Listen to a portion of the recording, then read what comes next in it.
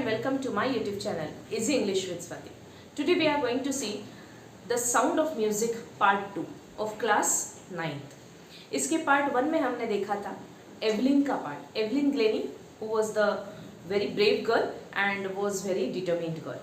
यहाँ पे हम उस्ताद बिस्मिल्लाह खान के बारे में, उनकी जो लाइफ थी, उनकी जो जर्नी थी, उसके बारे में हम देखने वाले हैं.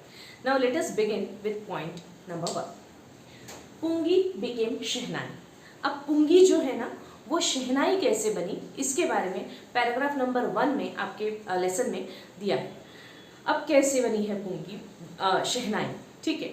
अब पुंगी जो थी पहले बहुत ज़्यादा श्रिल और बहुत ज़्यादा अनप्लेजेंट सा उसका साउंड था. तो एम्पेरर औरंगजेब जो था उसने पुंगी को बैन कर दिया था. ओके. अब राजा के दरबार में एक नाई आता था जिसको फ्री एक्सेस था. अब पुराने ज़माने के जो राजा लोग वगैरह थे ना, तब उनके यहाँ पर राजवैद ऐसे हुआ करते थे जो खास राजा के लिए है. वैसे ही उनके यहाँ पे नाई था जो खास राजा लोगों के लिए है. तो ऐसा जो नाई था बार्बर, वो कोर्ट में आते जाते रहता था. तो उसने सोचा जो कि वो खुद म्यूज़िक की फैमिली से था, म्यूजिशियन की उसकी फैमिली थी. तो उसने सोचा कि क्यों ना ये पुंगी को रिवाइव किया जाए.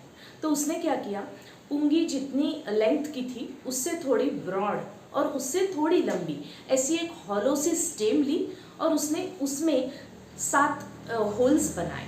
And when he played on it, all the court members were very impressed. अब उसका जो साउंड था ना वो बिल्कुल भी अनप्लेजेंट नहीं था. Instead it was very beautiful, it was very soothing. तो ये थी शहनाई. अब ये पुंगी तो रही नहीं, तो उसको अलग सा नाम क्या दे. तो जो कि इसको नाई ने रिवाइव किया था. कहाँ पे? शाह के दरबार में. शाह मतलब राजा. उसके दरबार में उसको रिवाइव किया था नाई ने, इसलिए उसका नाम पड़ा है shehnai. So it is all about the story of shehnai. Then classical stage. अब जो ये शहनाई है, अब वो बहुत ही ज़्यादा मेलोडियस सा साउंड क्रिएट करती थी. तो इसलिए ना बहुत सा सूदिंग सा उसका साउंड था. तो पायस साउंड था. होली एक वेव्स आती थी उसमें से. इसलिए वो ट्रेडिशनल जो सॉन्ग्स है उसमें नौबत में, अपने वेडिंग्स में, टेम्पल्स में लोग सुनते थे. वहाँ पे ये शहनाई बजाई जाती थी, वहाँ पे लोग ये सुनते थे. अब ये तो हो गई यहाँ की बातें. So it was quite limited, ठीक है. मतलब जैसे वेडिंग्स है तो वेडिंग तो शहनाई के बिना होगी ही नहीं, ठीक है. टेम्पल्स है, कुछ भजन वगैरह चल रहा है, वहाँ पे भी शहनाई तो लगेगी ही. ये एक उसका लिमिटेड सा स्कोप था. लेकिन उसको क्लासिकल स्टेज पे लाने का जो काम है, वो जो क्रेडिट है, वो है उस्ताद बिस्मिल्लाह खान का. तो अब तब से अब तक उसका जो जर्नी रहा है along with Ustad Bismillah Khan. Let us सी ना early childhood of Bismillah Khan, ठीक है. अब चाइल्डहुड की बातें हैं. अब वो तब ना जब 5 साल के थे, तब बिहार के डुमराव जो एक वहाँ पे प्लेस है, वहाँ पे गिल्ली डंडा खेला करते थे, ठीक है. अब उनको म्यूज़िक की बहुत ज़्यादा चाहत थी. क्या करते थे, वहाँ पे बिहार जी टेम्पल था, वहाँ पे वो भोजपुरी चैता गाने के लिए जाते थे. अब उसके बदले में वहाँ के जो लोकल महाराजा थे, उनसे इनको 1.25 किलो का लड्डू मिलता था. अब छोटा बच्चा है 5 साल का, गाना गाने जा रहा है, उसके बदले में लड्डू मिल रहा है, तो ही वॉज वेरी हैप्पी. तो हमेशा ही वहाँ पे जाया करते थे और लड्डू लिया करते थे. So this was about his early childhood. Now family background. इनकी जो फैमिली है वो पूरी म्यूज़िक से जुड़ी. उस्ताद बिस्मिल्लाह खान के जो ग्रैंडफादर है रसूल बख्श खान, वो भोजपुर किंग कोर्ट में शहनाई नवाज थे. बिस्मिल्लाह खान के जो फादर है पैगंबर बख्श, वो भी बहुत बड़े शहनाई वादक थे. यही नहीं, उनके मैटरनल अंकल उधर के जो लोग थे मम्मी के साइड के, वो भी म्यूजिक की फैमिली से जुड़े हुए थे.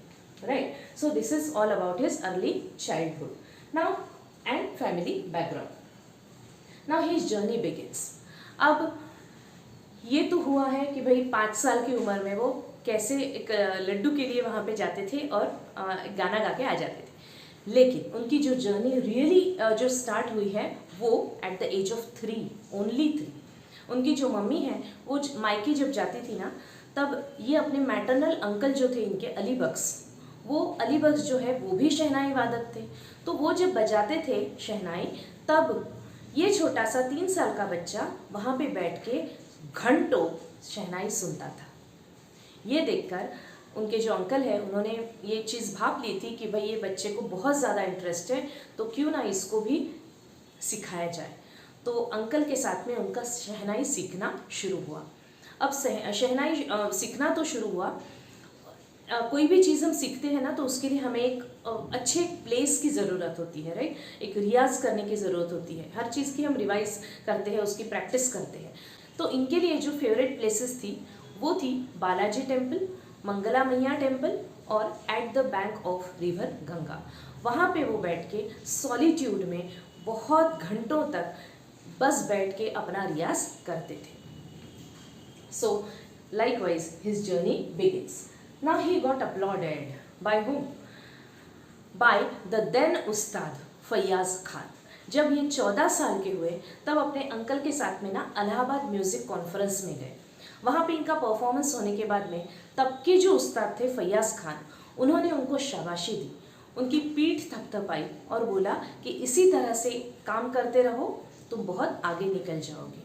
तो ये जो है, this is one of the great achievements for this young guy, for this young kid. और उसके बाद में जब 1938 में ऑल इंडिया रेडियो की जो ओपनिंग हुई है लखनऊ में, तब ये जो इंसिडेंस था ये उस्ताद बिस्मिल्लाह खान के लिए एक बहुत बड़ा बिग ब्रेक माना जाता है।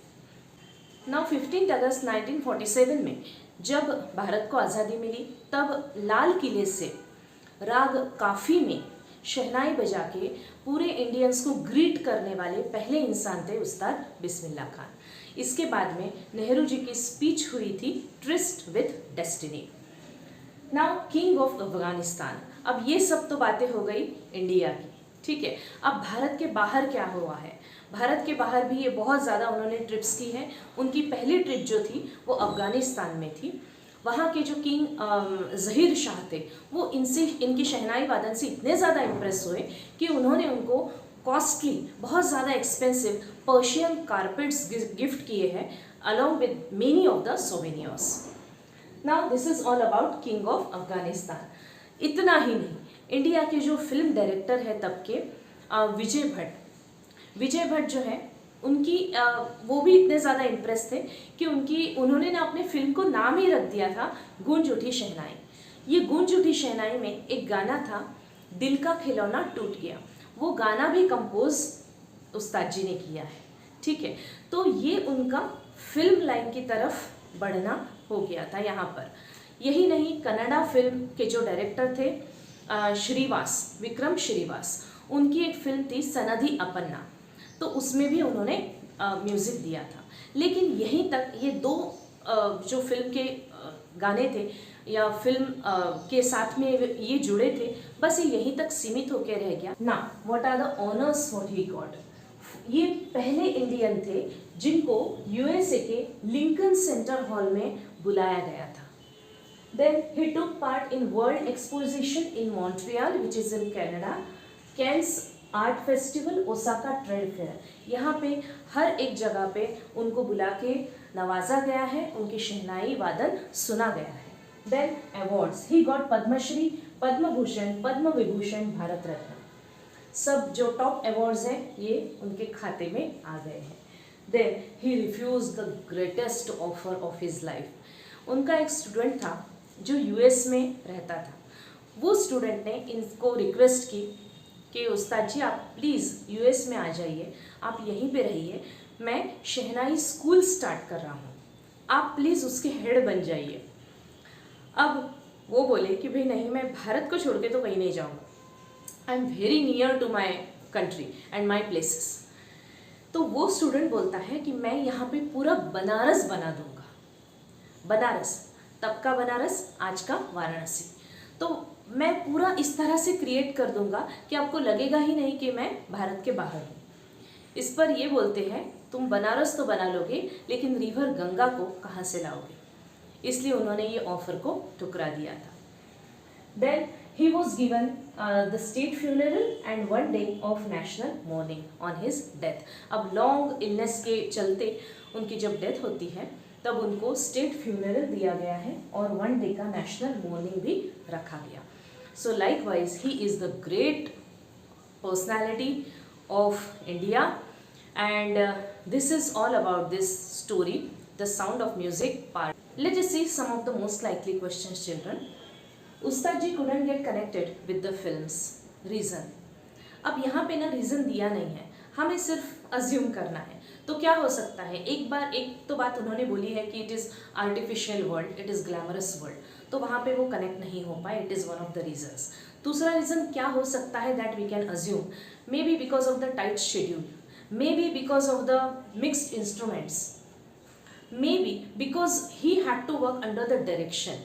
तो ये सब चीज़ें हो सकती है जिसकी वजह से वो कनेक्ट नहीं हो पाए. Why did he want that children in India should learn music? वो इनकरेज करते हैं इंडियन चिल्ड्रन को कि भाई म्यूजिक सीखो.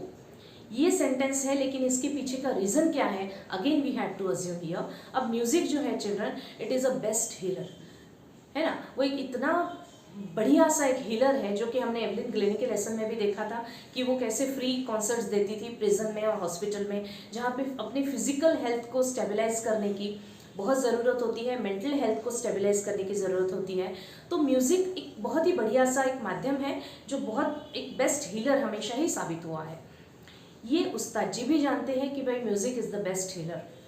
इसलिए वो, और इंडिया का जो म्यूज़िक है ना, वो अपने आप में बहुत ही बड़ा ऐसा माध्यम है जो कि अपनी इंडियन कल्चर को दर्शाता है. इंडियन म्यूज़िक में अलग अलग बहुत से फॉर्म्स हैं, इसीलिए उसका आनंद इंडिया के जो बच्चे हैं वो भी लें, अपने मन की शांति के लिए वो भी गाएं, वो भी इंडियन म्यूज़िक सीखे, ऐसा वो चाहते होंगे, इसलिए वो इनकरेज करते हैं.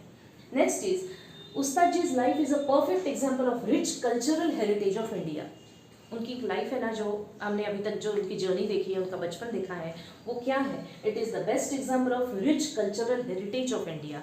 इसको हम एक्सप्लेन कैसे कर सकते हैं, स्टेज पे उन्होंने लाया है पहली बात तो, जो अपने पुंगी थी वो शहनाई कैसे बनी, शहनाई कैसे सिर्फ टेम्पल्स के लिए या अलग अलग फेस्टिवल्स के लिए, ओकेजन्स के लिए, नौबत के लिए, वेडिंग्स के लिए तभी तक सीमित थी, लेकिन credit goes to Ustad ji who brought it here on the classical stage.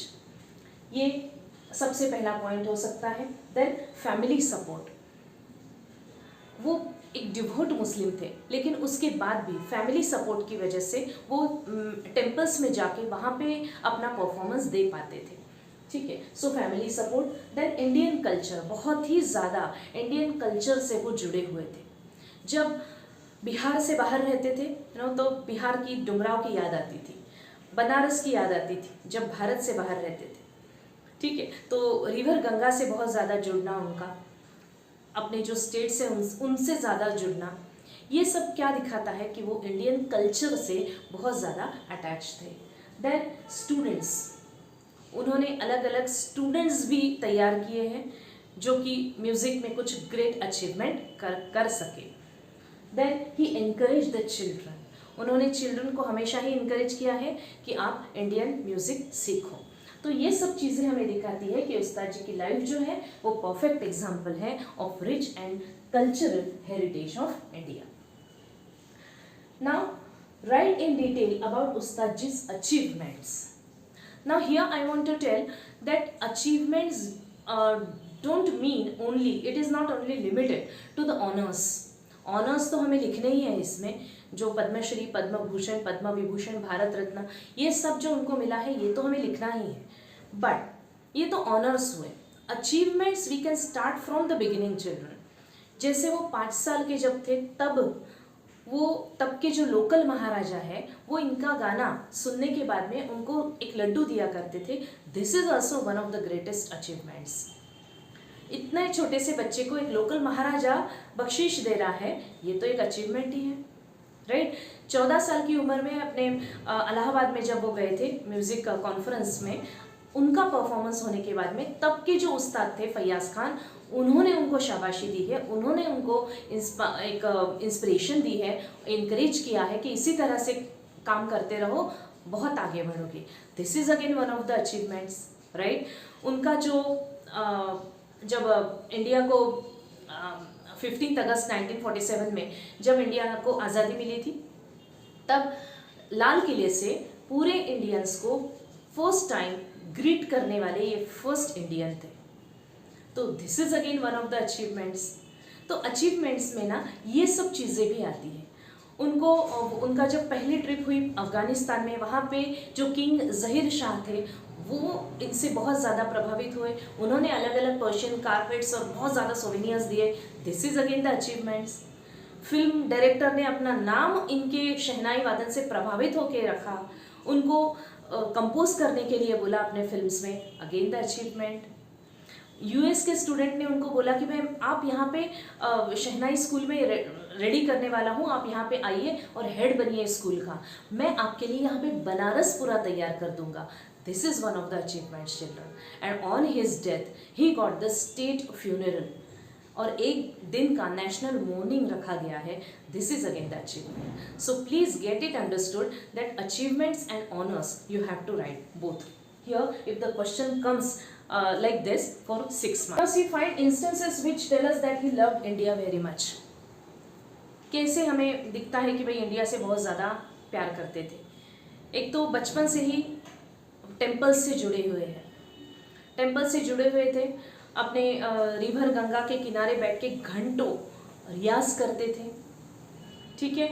और अपनी शहनाई को क्लासिकल स्टेज दिया है इन्होंने। बिहार को, डुमराव को, बनारस को, इंडिया को बहुत ज़्यादा चाहते थे।